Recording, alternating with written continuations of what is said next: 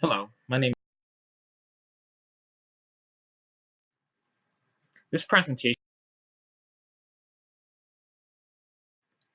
So, what is the relation?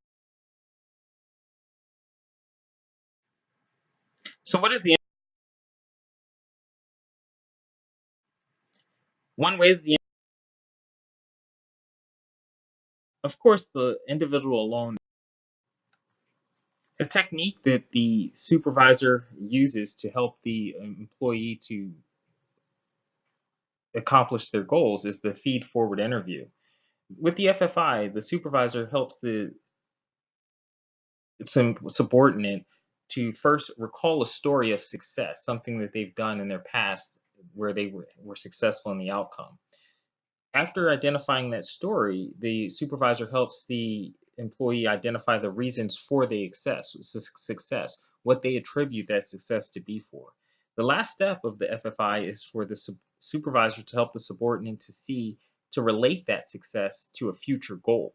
In doing so, the employee is able to translate that success into their forward, and it turns into momentum moving into the forward goal. And in doing so, it energizes that effort for the development plan and increases the likelihood it'll result in a successful outcome. The organizational level, the relationship between performance management and development planning is more of a multi-dimensional view. This means it incorporates the perspectives of everyone in the organization, from peers, supervisors, subordinates, and even a self-evaluation through the incorporation of a 360-degree feedback model. The goal of this model is to provide that supervisor with an increased awareness of their performance from all different levels of the organization. One thing is important to know that this type of assessment should be used for improvement and not for administrative purposes, as when it's used for administrative purposes, it's sometimes seen as unfair. And so, keeping that in mind, any discrepancies between reports should be used to create a gap analysis. That gap analysis is then used to create the development plan, as it identifies targeted areas of growth and development for the employee to direct the effort. Some of the advantages of this model are that it reduces bias. It explores off-limits areas, so things that people wouldn't ordinarily discuss are now open areas of discussion. It also improves performance and self-perception. Some of the disadvantages of this model is it can be inaccurate because the information is only as valuable as the reports you're getting back from the field. It can also be perceived as unfair based on, again, the types of information you're getting or the way that information is being utilized. And it can also create that potential overload because your administrative overload, because supervisors are inundated with paperwork and by constantly filling out 360-degree feedbacks.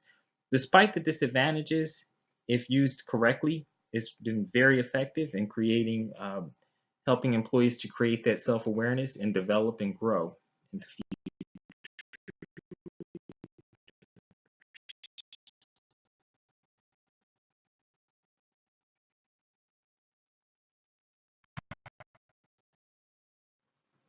So the first question for this week is, imagine you are a manager of a marketing team whose goal is to increase the sale of a product.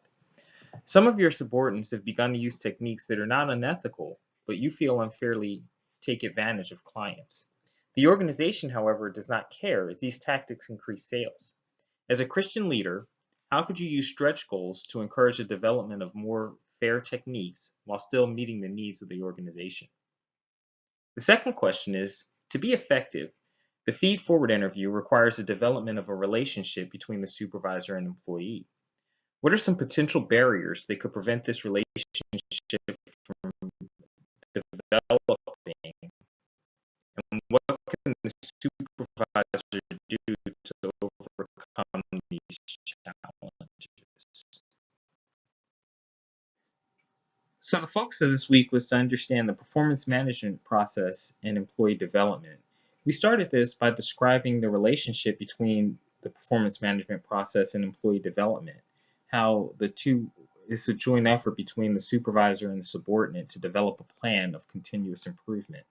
We then moved into, we examined the relationship from three different organizational levels: the individual, the supervisor, and the organizational level. At the individual level, the plan is where the individual identifies areas of growth and develops a plan uh, to go about that.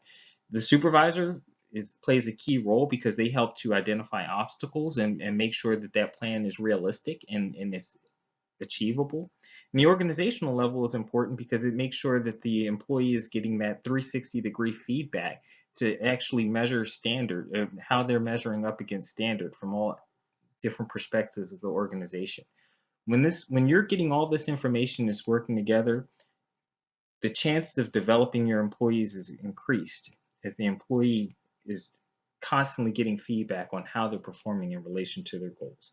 Thank you for your time, and I continue to pray for your success moving forward in this